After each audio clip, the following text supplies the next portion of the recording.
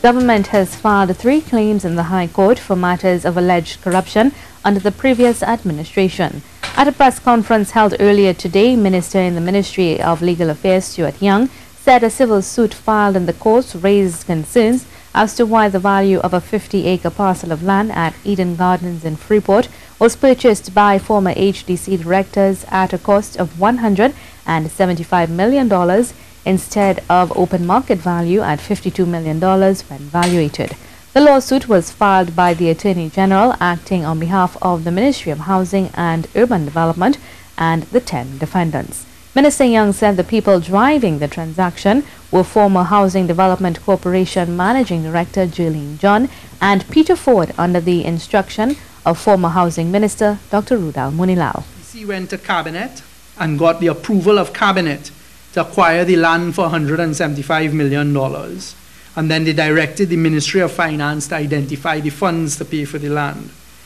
On the 13th of July 2012, HDC entered into an agreement for sale with respect to these Eden Gardens for the $175 million. Minister Young said there are also bribery allegations being made of a payout of $50,000. Meticulous, meaning the international team of attorneys as well as local attorneys, in coming up with this claim, which has now been amended and has now been served on the various defendants. There are now 10 defendants. The claim is seeking to recover on behalf of the people of Trinidad and Tobago because we claim that there's bribery. We claim there's been a breach of fiduciary duty. We also claim that there's been breach of contract and torts committed against the people of Trinidad and Tobago. Meanwhile, the other 2 matters in the court surrounds the former live sport program, where the government is seeking to get back the $34 million spent on an incomplete training project.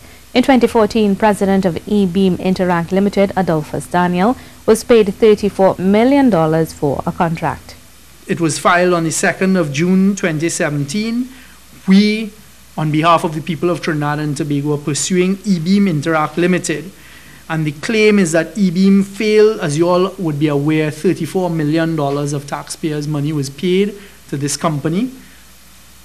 Very little, if anything, was received for the payment of that $34 million.